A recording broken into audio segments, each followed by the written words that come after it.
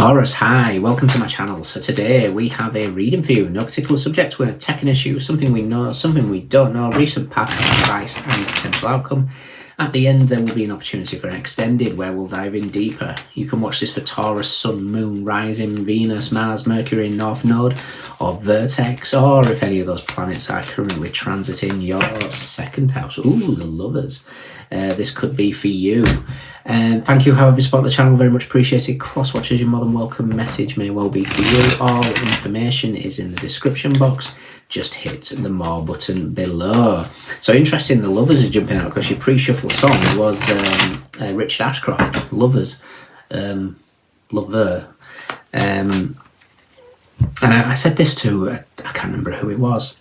So I remember when it first came out and I said, I sent it to my mum and she didn't like it at first, and it was one of those where after listening, I mean, I was taken back, like, oh, do I really like this? And about 3 or 4 listens into it, I was like, oh, this is, I love this. This is really good.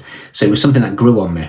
And I did say this to another zodiac when it first came out, but I can't remember who. But something might be growing on you here in terms of, it could be Lovers, it could be a decision that's growing on you in that sense, or just something in general, you know, a hobby. You know, when we get better at something, we get more enthusiastic. So there's something growing on you, Taurus. Let's do one more. What have we got?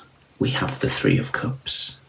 Okay, the card of joy, celebrations, Mercury in Cancer, the Magician meets the Chariot.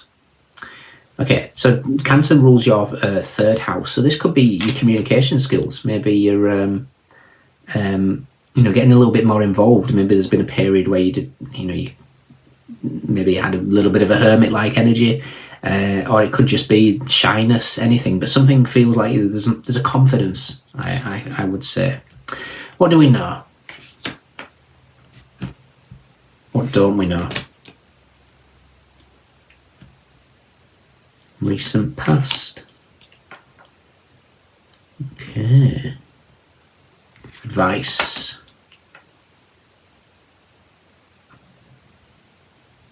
And potential outcome. Ooh. We have the Queen of Wands at the bottom of the deck. 2 parts Aries, 1 part Shadow, Pisces. We have 7 of Swords, the Hierophant, the 8 of Wands, 2 of Wands, 8 of Swords, 2 of Pentacles, 4 of Cups, 8 of Wands, 6 of Wands, the Lovers. Lovers is with the Fool. Interesting. So, Taurus, there's an opportunity coming in now. It's like what's grown on you might be, as daft as it sounds, the storms of the past, you know, the lessons learned. They no longer affect you. You know, you see the reasons why, and what it's doing is opening you up to real sort of a loving aspect and connection here. There's something is shifting for you. There's a potential reunion on the cards in the future. Doesn't have to be. I kind of feel like it's just putting an emphasis here. You got a real positive energy when the Sun moves into your 7th house, which is coming up relatively soon. You know, we with the 3 of Cups, like when the Sun moves into the 7th house, it's kind of like we have an urge to break away from crowds to a certain extent, where we want to focus on one-on-ones. You know, the 7th house is one-on-ones. I want to be able to listen to you deeply. I want you to listen to me deeply. It's that type of dynamic here.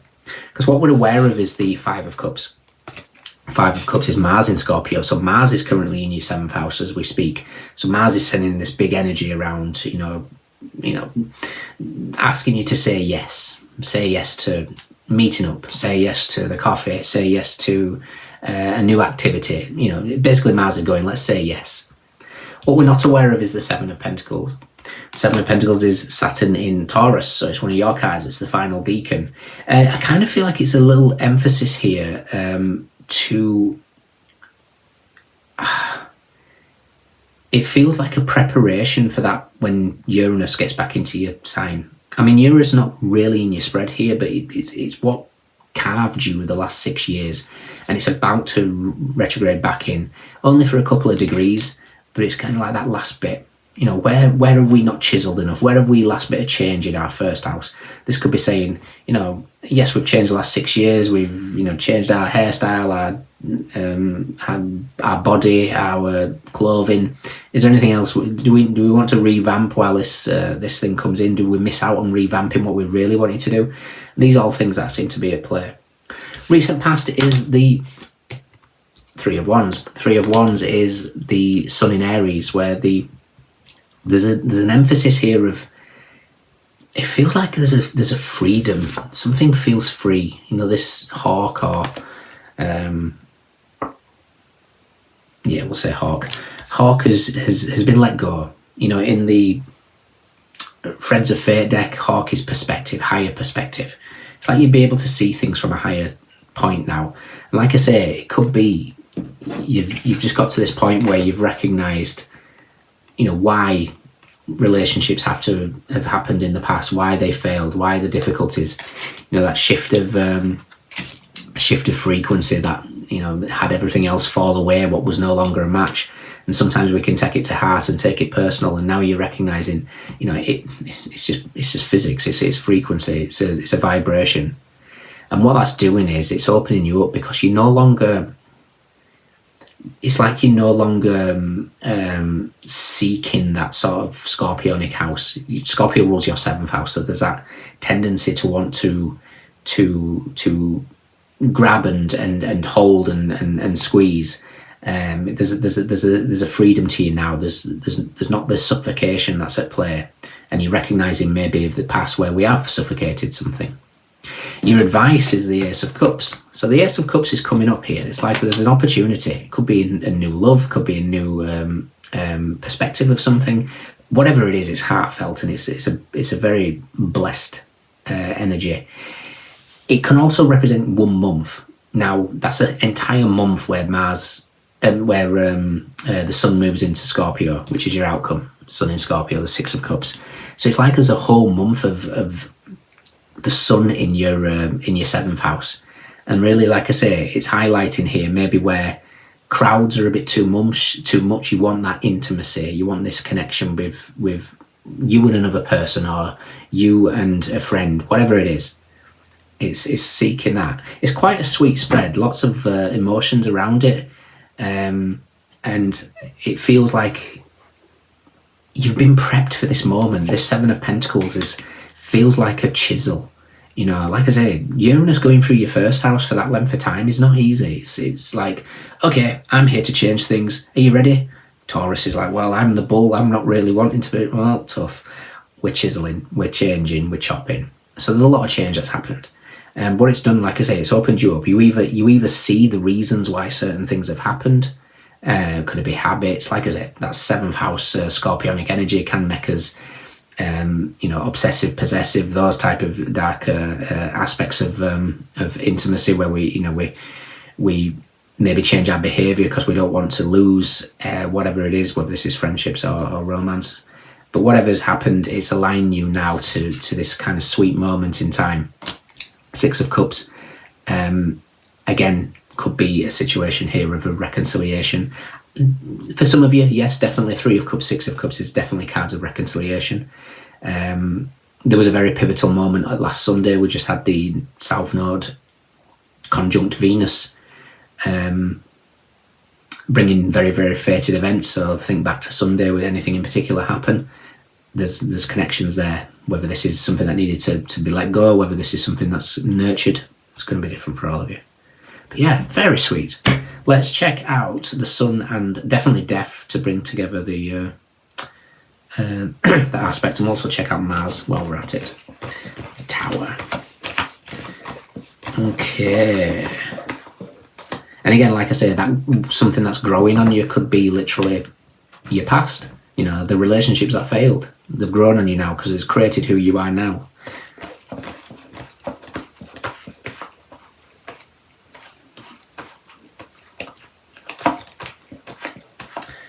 The Sun is with the Hangman and the Knight of Pentacles. Knight of Pentacles is your card. So the Sun it's taught you how to be in your best energy, and that is that of surrender. You know, firming up your solar plexus. Solar plexus doesn't take anything personally if it's nice and you feel validated in yourself rather than through others, and that makes you stronger. It makes you embody surrender, which is fantastic. Which is what she's got. The Queen of Wands, don't get caught up in genders. Like I say, there's a shadow aspect of Pisces, which is lack of boundaries, lack of that ability to just be strong in that. You know, it's a very weak solar plexus is a shadow aspect.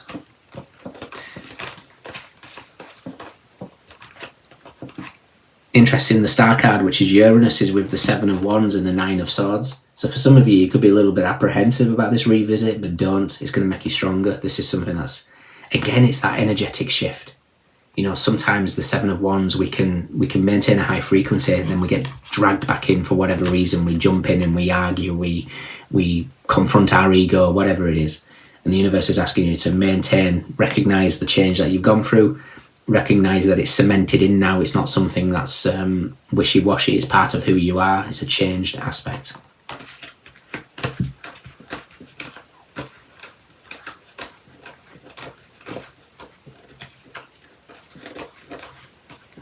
Look at that. Death is with the Knight of Cups and the 4 of Swords. Perfect. That's my Vertex card. Massive emphasis on Vertex for you guys this year. 2025's Taurus reading was a big emphasis of Vertex. Vertex is a mathematical point. It conjuncts the Sun, Mercury, whatever hits it, and it redirects. So something is dramatically shifting in Scorpio season, I feel, for you. It's going to be something to either do with Vertex or anti-Vertex. Doesn't have to be in Scorpio, but whatever is taking place in your life is aligning you now to... It's like you're seeing the reasons, or you're seeing the path. If you look at the horses, they've both got the same poses. It's like something is moving in exactly the right time. On track, as they would say. And there's the World. It's because you're closing out a cycle.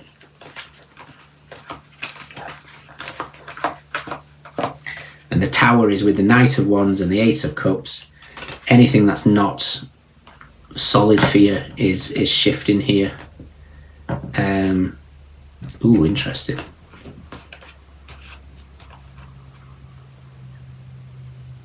Interesting. So it's the Sphinx in the background here, which is giving me the energy of Uriel and the Sphinx in the Akashic Tarot.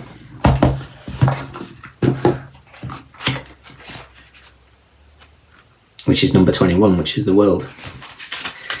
Interesting. So, Uriel and the Sphinx stands before the... Angel Uriel stands before the Sphinx under a full moon. The Sphinx is usually shown with the body of a lion, indicating strength, and the head of a king, showing authority and intelligence. But more than this, the Sphinx represents the enigmatic and inscrutable, the silent holder of truth and the ancient mysteries of the world. Here the Archangel Uriel connects and confers with this great source of mystery.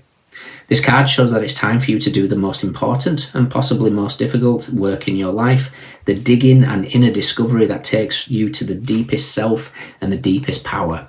Even the great Sphinx had to be dug out many times from the blowing desert sands that buried it up to its neck, and you must dig diligently too. You may have to chip away at the rock-like substance of your old beliefs. This is what Uranus has done to you. And history so that you can get to the truth inside. But don't worry, you have begun already and you've made considerable inroads. There's also someone here to help you. Uriel, whose name means fire of God. You can work directly in your meditations with this archangel for self-understanding, transformation and guidance. Also be on the lookout for someone in your daily life whom Uriel has sent. This could be a teacher, a mentor, or even a new friend who shares a kinship with you about this inner quest. It's a relationship of great value that comes in time of profound power. Don't diminish the importance of this phase. It is work that leads you to your initiation and to your higher power. The shadow aspect means, you know, the sands of the desert have covered you. And I feel like that's that energy of the 7 of Wands if you jump back in. You know, this is recognizing that you've gone through a significant shift, your frequency's changed, it no longer holds the kind of the anchor to the old reality, and only when you drop your energy back to it, you always end up paying for it. I guarantee you that. But looks like a sweet month coming up. It's filled with joy. There's a lot of connection here, a lot of love aspect here. And like I say, this could be something that's growing on you, which is very, very good. I like it. Okay, Taurus, in your extended, I'm going to clarify these. I want to see what this 3 of Cups and 5 of Cups is about. We'll clarify these and see what we get. If you can join me, fantastic. If not, let me know if it resonates. Mercury in Cancer, Mars in Scorpio, Saturn in Taurus, Sun in Aries, Sun in Scorpio, Moon in Aquarius, Taurus, Mercury in Sagittarius, Mars in Aries, Jupiter in Gemini, Jupiter in Capricorn, Moon in Taurus, Jupiter in Leo. We have Cups, Wands, Pentacles, Swords. Everyone's here. Those are your standouts. Let me know. Take care. See you soon. Bye.